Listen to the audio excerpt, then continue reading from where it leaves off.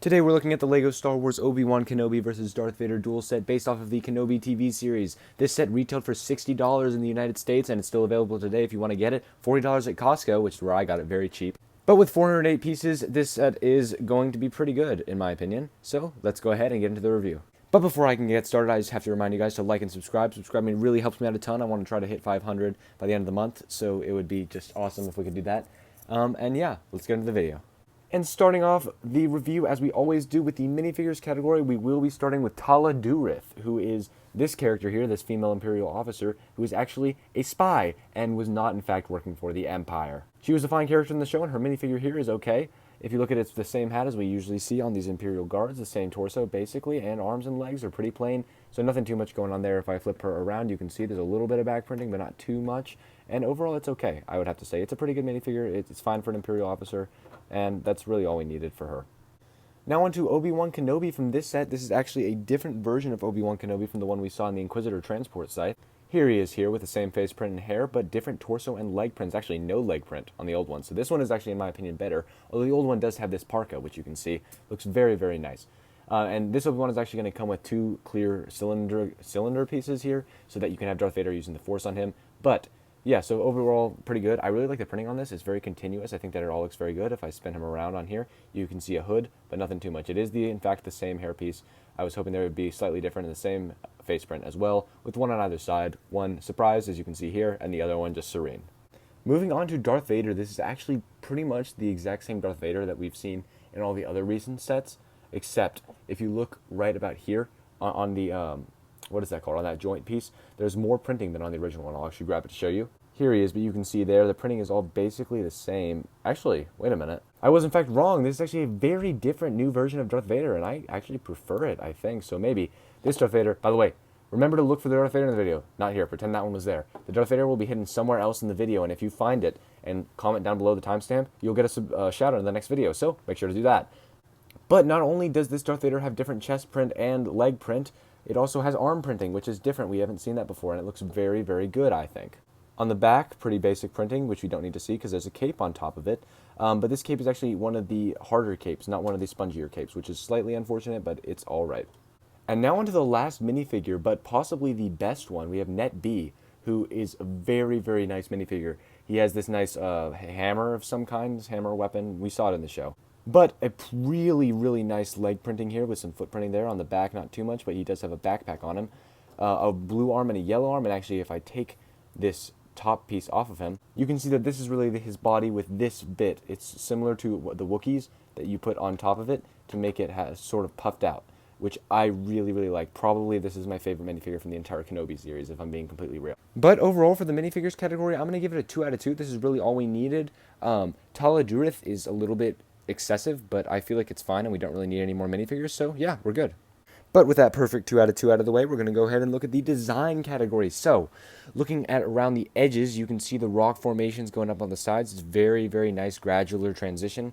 This piece is actually, I haven't seen it before, but I really liked I just really like it. Continuing around the sides, you can see more of just rocks kind of going, smoothing out together with some, like a platform here, more rocks on the sides. And if I spin around, a little bit more rocks, but somewhat rockier on this side, as in not smooth, but this piece is also used here, which is this piece and the piece over here I thought were really interesting usages. But if I flip it around, actually, and just continue around the sides so you can see everything. Oh, wait a minute. Yeah, I think it might be best if I leave this thing off of there for now. But you can see it just blends in really nice, and it's just a nice rock formation. And I want to say straight up, I like this set more than the Inquisitor transport Scythe. Don't kill me. Don't kill me. Just go watch my review on the Inquisitor transport Scythe. You'll understand. But we've got some fiery bits around the sides, likely from this engine here, which is very well designed. I like it. This thing spins. If you look on the inside, you can see some fire pieces in there around on the sides. But I just really like the way that this thing looks, especially if you look at it like this. You can see the fire on the inside. It just looks so, so good. Then we've got a little antenna, but overall, there's not too much to talk about here. It's really just a nice-looking rocky base, except there is one more design element that I have to show. 3, 2, oh, well, there we go, the fire in the middle. This is obviously meant to represent the part in the show where Vader grabs Obi-Wan and goes, but there is a very nice sort of separation of fire in the middle. And then, of course, we can't forget, this is really the last thing I promised, this yellow transportation thing with some fire in it. It looks very nice. I actually really like, these are like minecarts of some kind. I really like this design of it. I think it's very good use of those pieces if it'll focus.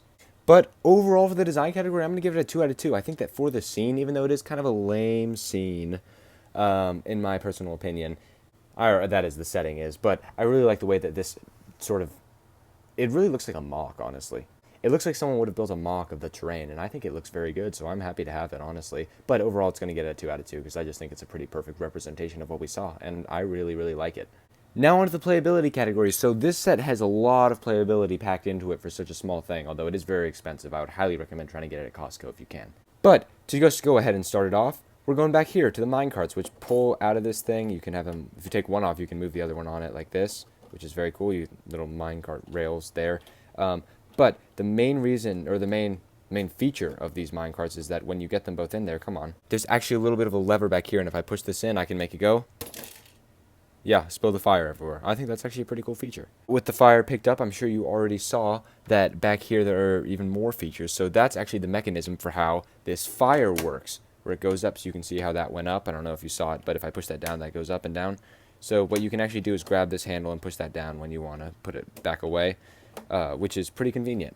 But now, I'm sure you just saw this next play feature, which is that there are these two spinning platforms here. So you can have Obi-Wan and Darth Vader fighting if you want with their lightsabers. If you get them, you can...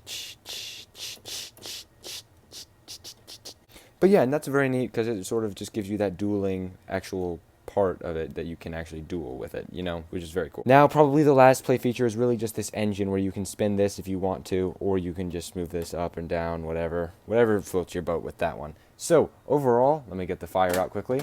But overall, pretty good playability. I would have to say 2 out of 2 because for such a small set, really, it's not even that small. It's actually significantly larger. I wanted to say that it's significantly larger, like relative to my hand, I guess, than you would expect it to be. I actually am really glad that I got it. But overall, for playability, it's going to be a 2 out of 2. So that's a total of 6 out of 6 points so far, which is pretty insane. It's a perfect set so far. But unfortunately, now we get to the hard hitters, and these two categories, or I guess this category, is the reason that you might not want this set. So the price, the value category. This set is 408 pieces for $60. $60. Just to put that into perspective, that's 2 501st Battle Packs. Each 501st Battle Pack has about 290 pieces, which is basically 300 pieces. That is almost the entirety of this set for half the price.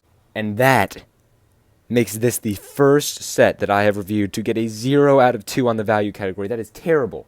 For price per piece, and price per piece is not everything, but this set is just not worth $60. If you can get it for $40, it is 100% worth it, and then I would say it's a 2 out of 2. But if for $60, I mean, come on, Lego. I understand that with inflation and stuff, they have to increase the prices, but $60 for this is just not it at all. Because this is, in fact, available at Costco for $40, I am going to move it up to a 1 out of 2 because you are actually able to get it for a good price. But it's just not it for $60, so it's going to stay at a 1 out of 2, which makes this set a 7 out of 8 so far. But now onto the final category, which is my opinion. And my opinion on this set, out of 2, it's a 2. I love this set. Honestly, I love it just... I don't really love it, honestly, but I just like it a lot. Compared to something like the Inquisitor Transport Scythe, which I gave it a 1 out of 2 for my opinion, it's not because I think that that's a bad set. It's just because I personally would have rather gotten this over that. The only main issue with this set is the price. Like, it has great minifigures, it has great playability. If you look at it, it's actually a pretty neat looking set. It's got a lot of good details on it as well. It's very smooth looking. Really, I mean, the only issue is the price, in my opinion. And Costco kind of gets rid of that. So if you can get it at Costco for $40, this is a must-buy set. But before I close out the video, I want to say, remember to like and subscribe and check for Darth Vader. Remember, you'll get a shout out in the next video if you find him, and comment the timestamp below. So, yeah. Thank you guys so much for watching this video, and I'll see you next time.